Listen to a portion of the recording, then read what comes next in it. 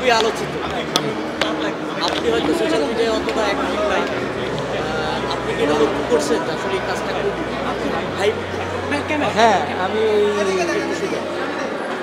আমি গ্রামীণ ফোনের ওই বিজ্ঞাপনটা যখন মানে ফেসবুকে যখন গ্রামীণ ফোন ওদের টপ ফ্যান বানাইলো আমাকে, প্লাস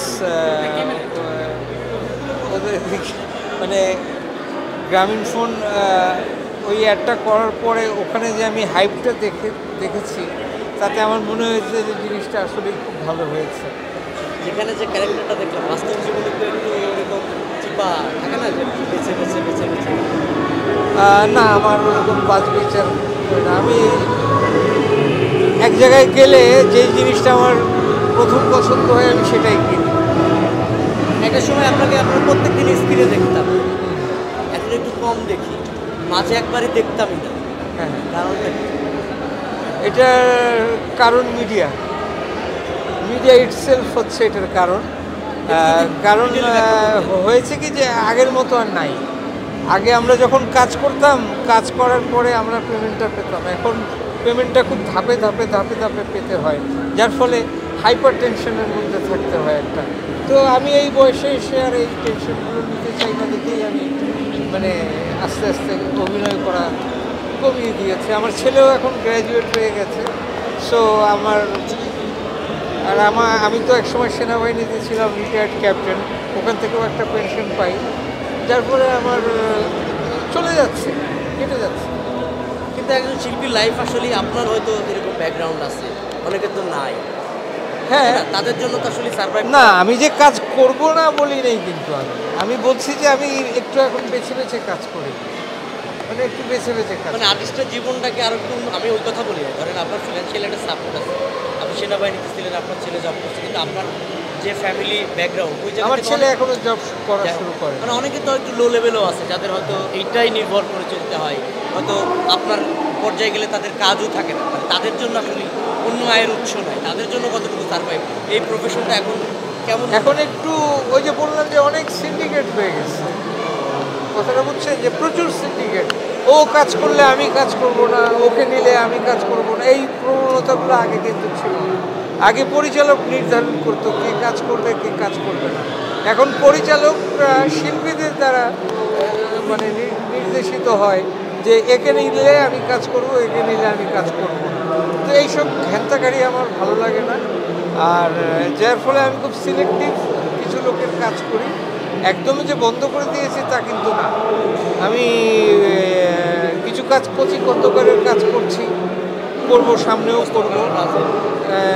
রাজের কাজ সে গত বছরের আগের বছর শেষ করেছিলাম। তারপরে ও তো এখন একদম ওরা আবার আরও একটা বিষয় এসে গেছে যে ভিউয়ার্স কাদের বেশি, মানে ইউটিউবে ভিউয়ার্স কাদের বেশি। এখন আমি তো আমার ভিউয়ার্স কি আছে না না আছে এটার খবর আমি রাখি না, কিন্তু পরিচালকরা রাখে। তো ওইভাবে তারা কাস্ট করে। তো যে সমস্ত সব মিলিয়ে আর কি বলছে কাজের মান, মানে কাজের মান কমেছে, আপনি কি তাই মনে করেন? অবশ্যই। আপনি বলেন একটা নাটক দেখে এখন সে আমার বিহাইন্ড দ্য সিন 2009 সালে করা, এখন পর্যন্ত সবার মুখে মুখে। তারপরে 69 2004-এ 5-এ করা, এখনও সবার মুখে মুখে। অনেকে আমাকে এখনও বর্দা বলে ডাকে। সেই ধরনের কাজ কি এখন হচ্ছে না। এখন মানুষ কাজ করছে হচ্ছে মানে খুব ইনস্ট্যান্ট কফির মতো ব্যাপারটা। আপনি দেখছেন ভুলে যাচ্ছেন। আর সবচেয়ে বড় ব্যাপার যে টেলিভিশনের নাটক কতজন দেখে এখন? অনেক কমে গেছে দর্শকদের সংখ্যা টেলিভিশনের নাটক দেখার। আপনি যা বলছিলেন যে আগে নাটকগুলো মানুষ মনে রাখতো, এখন তা রাখছে না, ভুলে যাচ্ছে। হ্যাঁ, মান নিয়ে অনেক কষ্ট আছে। হ্যাঁ, আবার এখানে কিছু কথা শব্দ ব্যবহার আছে। আপনি যে সিনিয়র মানুষ, কি বলবেন তাদের? এটা এখন আমি কিভাবে ব্যাখ্যা করব? আমি শুধু এটুকুই বলবো যে আসলে যেমন আমি কিছুদিন আগে একটা ওটিটির কাজ করেছি, হইচইয়ের সাবরিনা। ওখানে কিন্তু মানুষ আমাকে মনে রেখেছে, ঠিক আছে? এবং এখনও কিন্তু সবাই আশফাককে জিজ্ঞেস করে, আশফাক নিপুণকে, যে আপনি সাবরিনা 2 কবে বানাবেন? ওখানে রুনা খান আমার বিপরীতে ছিলেন। তারপরে এই আপনি যে গ্রামীণ ফোনের অ্যাডটার কথা বললেন, তো এরকম কাজ আমি করছি, কিন্তু কথা হচ্ছে যে আপনি যখন একটা কাজ করবেন আপনার মাথায় এটা রাখতে হবে যে দর্শক এই কাজটা অনেক দিন মনে রাখবে। এখন সবাই এখন আসলে লাভের পিছনে বিমানের জন্য হ্যাঁ, মানে বাণিজ্যের পিছনে খুঁজছে। কতটা এটা মানুষ মনে রাখবে এটার ব্যাপারে খুব একটা বদার সবাই না।